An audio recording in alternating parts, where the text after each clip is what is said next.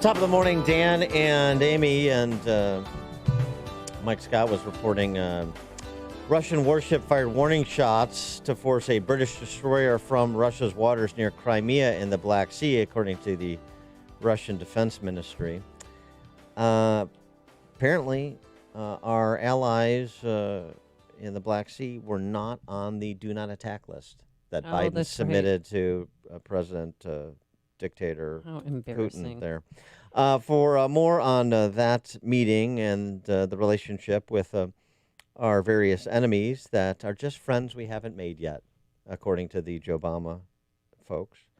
KT McFarland joins us, former First Deputy National Security Advisor to President Trump, author of Revolution, Trump, Washington, and We the People. KT, thanks for joining us again. Appreciate it. Well, it's always great to be with you, Dan and Amy. Did you just make up the Joe Obama line? That's terrific. Isn't it great? I've been using it. Yeah. Yeah. Okay, well, I'm going to use it all the time and steal it. Okay? All right, please, it's popularize really No it. attribution either to you, Dan. Sorry. Sorry. You have profile. I don't have. So popularize it for us, won't you? So what about that? Should not firing missiles at U.S. or allied ships, should that have been number 17 on the do not attack list? The whole thing was just a disaster, the Biden-Putin summit. And it was destined to be a disaster because in the months leading up to it, President Biden gave up every ounce of leverage we had over the Russians, somehow thinking that if he did a lot of goodwill, that the Russians, I don't know, that Putin would become his new pal, another reset with Russia. You know, the Russians ordered Biden and American naval vessels out of the Black Sea, I think in April. And they said, don't you dare come for your annual trip, your sail through into the Black Sea. And so Biden, yeah, okay, fine, we're not going to be there. And then the Russians massed troops on the Ukrainian border. The Russians hacked into the American critical infrastructure of energy and food and beef and foodstuffs. The Russians, sort of one thing after another. So what does Biden do in response? He lets them have this pipeline that goes from Russia to Germany, bringing oil and natural gas to Germany, but bringing windfall profits to the Russians, which have a really lousy economy, and they're really in bad shape economically. But now they're going to be in great shape economically thanks to Biden. And in addition to that, Russia is now going to have a kind of a whip hand over the German economy because they'll have all the energy is delivered to Germany, and Russia can turn that energy on or off. That pipeline can be shut down, it can be opened up, and Russia's shown in the past they're very happy to use that economic power that they have over the Western European countries. So big mistake all around. And now the Russians are doing the same thing to the Brits. The Russians are trying to take the Black Sea, which is a very important waterway. It's the waterway that Crimea is the island in the middle of it. But the Russians are now trying to claim that as an internal Chinese lake, or internal Russian lake, just like the Chinese are trying to claim the South China Sea as an internal Chinese lake. And the reason this is important is because we have a lot of trading vessels that go through both seas. And so the Russians and the Chinese together are really claiming part of the ocean for them. And so going forward, with respect to Russia, just specifically, maybe Hunter Biden could be dispatched as an emissary for the Biden administration. But short of that, I mean, what is the best we can hope for from this administration as it pertains to Putin's revanchism as well as his meddling in the Middle East? Well, the best we can hope for in this administration is in 2022, Republicans take the House and Senate and put roadblocks on anything the Biden administration can do and then replace them in the White House in 24. But until then, what's likely to happen is when President Biden handed Putin this list, this silly list that you referred to earlier, 1 through 16. These are 16 critical infrastructures we are not going to let you hack, and if you do, we're going to really get tough.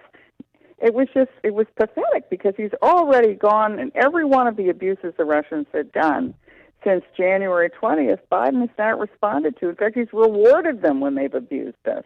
And now Putin's got to be looking at the list of 1 through 16 and saying, well, I guess that's easy, number 17 on up, like you implied.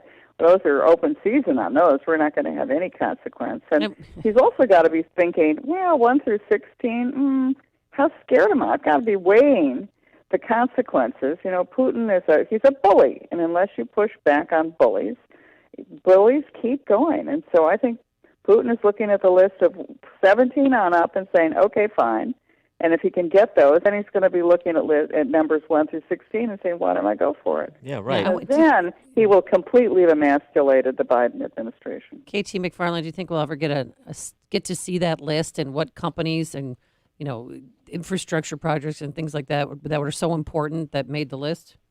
And the companies that were that'll left leak off? out at some point. Yeah. Well, did Biden accomplish anything during his trip, and was there any win at all for him in his first foreign trip? In fact, Amy, I think it was even worse than no win. It was a big loss because this is his first trip, right? He's supposed to say, this is how my presidency is going to advance. I'm going to really emphasize Europe and Russia.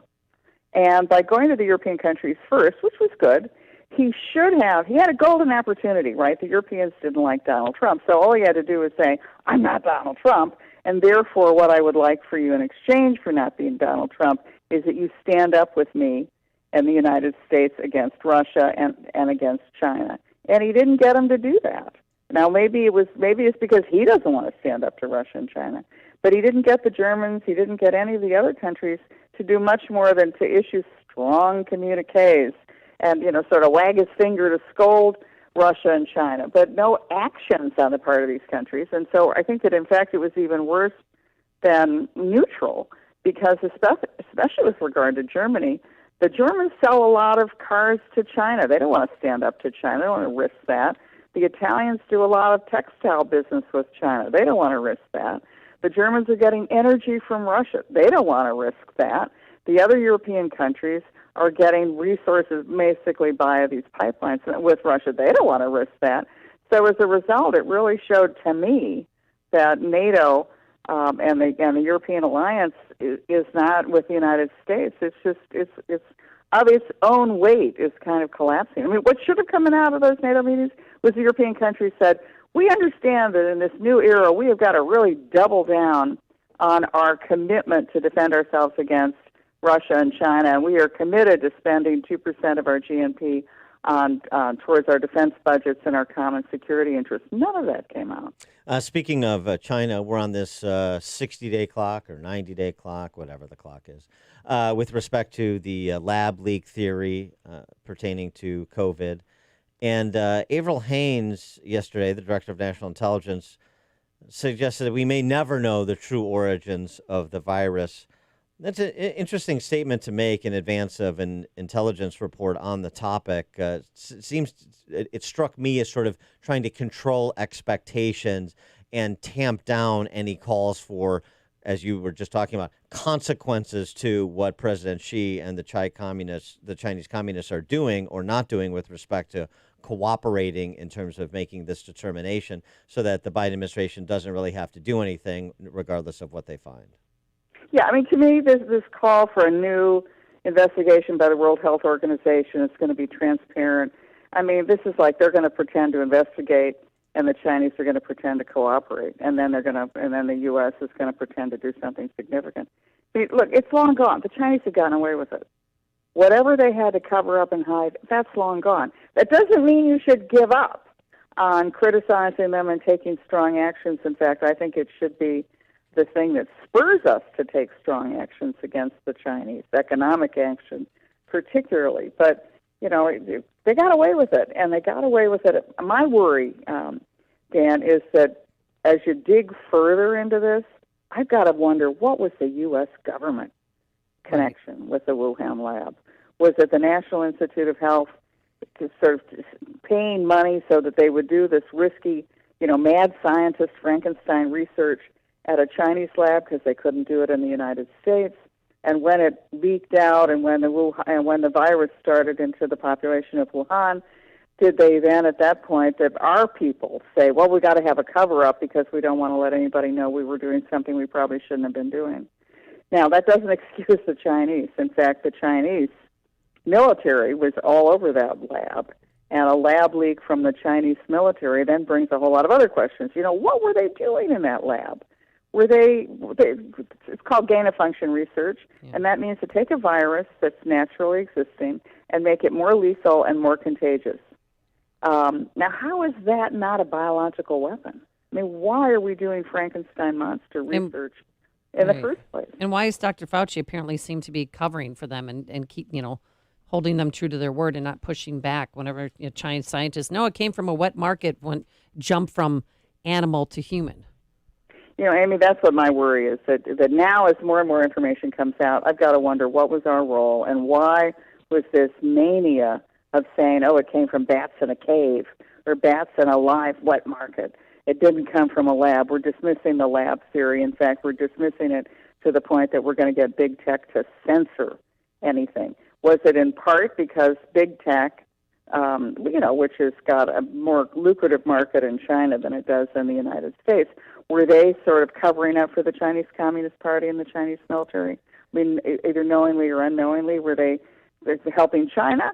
Or was it even worse that somehow everybody was helping the National Institute of Health and these lifelong government bureaucrat scientists who think they're far smarter than any elected officials and even much smarter than the American people? So that prompts this obvious follow-up question. Should Tony Fauci and the Wuhan Virology Lab scientists, should they share the Nobel Peace Prize or the Nobel Prize in Medicine, or should it just go to the Wuhan Virology Lab as President Xi would like? That's a great question. Yeah, thank you. I'm sure he filled out. Yeah, thank you. He filled out the application for himself. We had Jim Carafano on the show. He's so terrific. A couple of days. He is great. We love speaking with him. But he said something I think is a big statement, especially for a career military guy like him to say.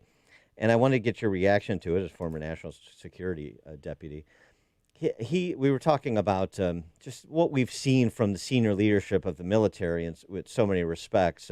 General Austin before Senate Appropriations Committee, having trouble bringing himself to say that America is not a systemically racist country, and we've seen sort of the political correctness stuff and the cancel culture stuff happen in the military, the cultural Marxist stuff. The Chief of Staff for Naval Operations seems to be a big Ibram Kendi fan, so on and so forth. And Carafano said, this is the weakest senior military leadership, perhaps in the country's history. The weakest senior military leadership, he said, they just seem completely unprepared to operate on the political landscape on which they find themselves. Oh, I would second that completely. And to the extent that they're unable to operate in the political landscape, so what are they doing? They're in it. I mean, it's like they're jumping in with 2 feet. And then they're sort of completely taking on the mantle of the woke, crazy corporate, this loony left stuff. I mean, they're not doing, what's their main mission here? It's to protect against China and Russia. So what are they doing? Why are they doing all the crazy culture? Here's the thing. About 6 months ago, I was just so depressed, thinking, and this is like the stages of grief, thinking, well, what's going on in my nation? Who are these crazy, loony lefties that want to cancel American history, cancel culture, eliminate people? What's going on? And then after a while, I realized, well, there's nothing much I can do. I mean, I'm going to continue to speak out, but this has to run its course. And they're getting loonier and loonier and loonier. What's the latest? That the American flag has to be thrown away because it's too white? Yeah, Macy Gray. Yeah, noted. It's just crazy. So the crazier these people get, keep going, guys. Just keep it up, because you're totally loony, and the American people are not nuts, and the American people are going to wake up, are starting to wake up and say, okay, I've had enough. You're like 2% of the population. You're trying to dictate to the rest of us, and you want to completely wipe out our education system, our electoral system, American history, the American workplace, everything else. We're not having it. We're done with you. And then in 2022, elect Republicans in the House and the Senate. In 2024, elect Republicans. And then you don't hear from the loony left probably for a generation. She is KT McFarland, former First Deputy National Security Advisor to President Trump. The book, Revolution, Trump, Washington, and We the People. KT, always a pleasure. Thank you. Thank you. Pleasure and an honor, both of you. Thank you. Thank you. And she joined us on our turnkey.pro answer line. Connect with Dan and Amy on the AM 560 The Answer mobile app. Just text the word app to 64636 to download the app today. The Lou Dobbs Financial Report is brought to you by Signature Bank, helping local businesses succeed. Visit signaturebank.bank for your commercial banking needs. I'm Lou Dobbs. A record number of gun sales stopped last year. NASA looking for ways to do laundry in outer space, and home sales fell once again last month. Those stories next. This is Lou Dobbs, and MyPillow is amazing. It won't go flat. You can wash and dry it as many times as you want, and it maintains its shape. Plus, every MyPillow is